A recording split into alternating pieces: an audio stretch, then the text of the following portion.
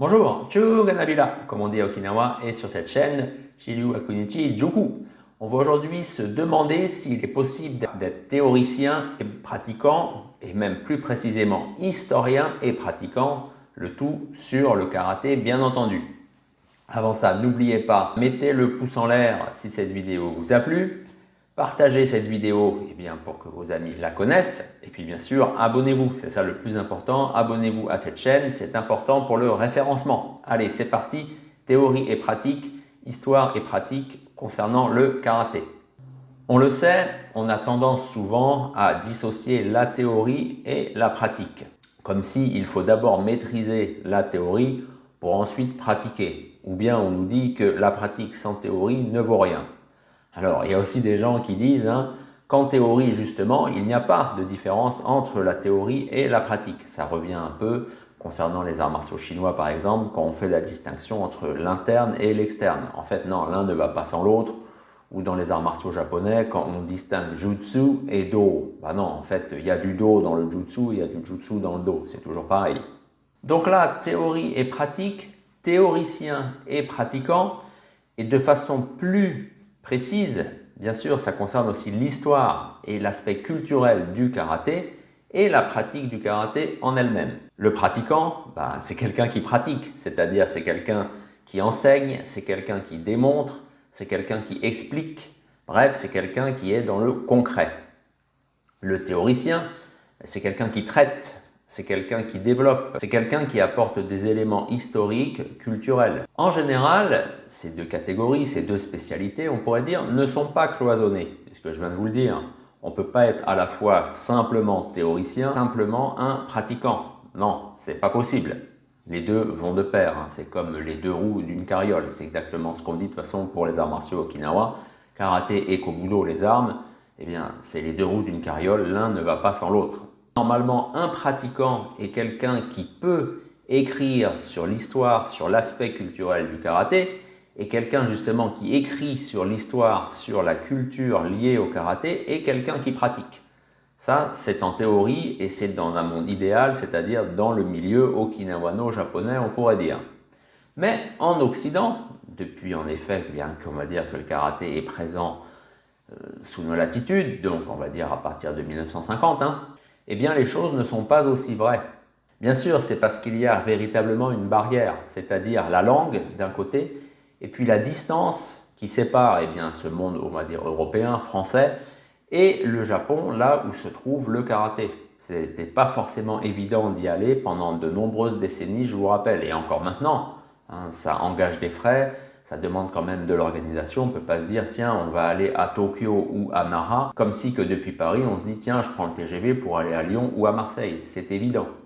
Par conséquent, on trouve des pratiquants qui pratiquent exclusivement et de façon concomitante, on trouve justement des personnes qui écrivent sur le karaté, sur l'histoire du karaté, sur l'aspect culturel du karaté, mais qui ne pratiquent pas ou qui ne pratiquent plus. Ce qui amène la situation suivante, beaucoup de pratiquants pensent qu'il n'est pas possible de faire les deux à la fois.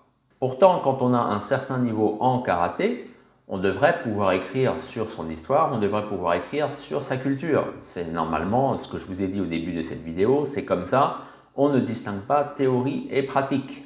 Est-ce que c'est parce que cette barrière, dont je vous parlais il y a quelques minutes, est réellement infranchissable ? Ou bien c'est juste parce que ceux justement qui veulent écrire, qui veulent réfléchir, qui veulent présenter la culture, l'histoire du karaté, n'arrivent pas à franchir cette barrière. Parce que cette barrière normalement n'est pas infranchissable. Il suffit juste d'apprendre la langue et puis aussi d'aller sur place pour s'imprégner, pour voir comment sont les choses sur le terrain, comment sont les choses à la source. Ce qui fait qu'on ne trouve que peu de livres, voire pas du tout, écrits par des pratiquants sur l'histoire du karaté, sur l'environnement culturel du karaté. Donc bien sûr, quand on parle de l'histoire du karaté, ça concerne plus forcément la période okinawanaise, donc aux alentours du XXe siècle, un peu avant, 1850, aller jusqu'à 1800. Et puis l'aspect culturel, en effet, c'est le monde de maintenant, donc c'est aussi bien Okinawa que dans le reste du Japon, bien entendu. Par conséquent, normalement, il ne devrait pas être impossible d'avoir ces deux catégories, ces deux spécialités, la pratique et la théorie, donc ce qu'on appelle l'histoire un petit peu de façon raccourcie, aux mains de même personne. Il n'y a pas normalement comme ça de séparation qui devrait exister entre les deux. La preuve, tous les livres qu'on a eus au cours du XXe siècle, Mon Karate Jutsu de Motobu Choki, Watashi no Karate Jutsu, c'est bien sûr un livre sur la pratique du karaté.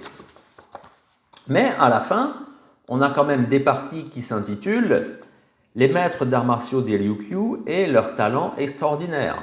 Ça, c'est une chose. Et puis Motobu a encore fait une autre petite partie.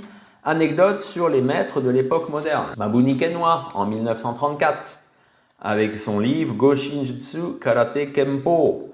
Eh bien, c'est pareil, c'est un livre sur la pratique du karaté. Il explique par exemple comment donner des coups de pied. Toutes les attaques aussi. Là, par exemple, là, on a les coudes. Tsuki, bien entendu. Voilà, on a les katas. Mais au début, on a une partie, bien sûr, sur l'histoire du karaté. Karate to sono enkaku. Donc, le karaté et son histoire. Ou bien à la suite, on a aussi Karate no Ryuha. Donc, les écoles de karaté. Donc, tout ça, Mabuni le développe tout au début du livre. Et après, on a, bien sûr, de la pratique. On a vraiment du concret, quoi. Funakoshi en 1922 avec son premier bouquin, tout simplement Karaté. Bien, tout au début du livre, on a aussi tout un développement sur l'aspect théorique, l'aspect historique du karaté, bien entendu. Tout simplement, il appelle ça l'ekishi, histoire. Ensuite, on a ryugi, donc les styles, les écoles. Ensuite, on a shurui, donc ça, shurui, ça concerne les katas. Et puis après, oui, en effet, il y a tout ce qui touche à la technique en elle-même.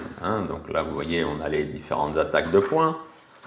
Là, on a bien sûr, Naifanchi, ce qui est devenu Tekki. Voilà, en 1922. Par la suite, en 1935, là, il a fait le Karate-do Kyohan. Karate-do Kyohan, donc manuel de Karate-do. Là, maintenant, on a les photos, on a toujours les katas. Mais au début du livre, on retrouve Karate no Enkaku, donc ça c'est la même expression exactement que celle de Mabuni, donc l'histoire du karaté. On a bien sûr Karate no Kachi, donc la valeur du karaté.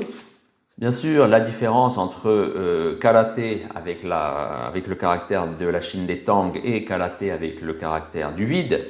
Bref, on est dans l'histoire, on est dans la théorie pure, et puis après, dans le bouquin, on a bien sûr ce que je vous montrais, les katas des techniques.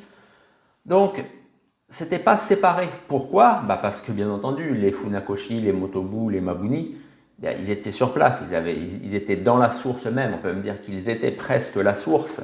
Et puis aussi, il n'y avait pas de barrière de la langue. C'était ce que je vous expliquais au début de cette vidéo. Quand il n'y a pas de barrière de la langue, les choses sont beaucoup plus faciles. Et ça évite justement des erreurs quand certains en Occident, je ne vais pas donner de nom mais vous les connaissez, alors qu'ils ne connaissaient pas le japonais, qu'ils étaient à peine allés au Japon, qu'ils ne connaissaient pas du tout Okinawa, mais qu'ils écrivaient sur tous ces sujets. Encore une fois, ça ne veut pas dire qu'en pratique, donc que leur vision du karaté, que leur interprétation du karaté, leur manière de faire le karaté était fausse, n'était pas bonne. Je ne me permettrai pas de dire ça.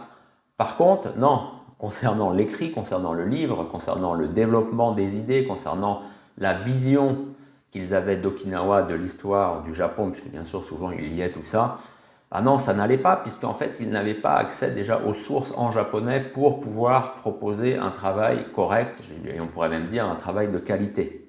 Pour conclure, est-ce que être un historien du karaté et un pratiquant du karaté à la fois, c'est impossible? Non.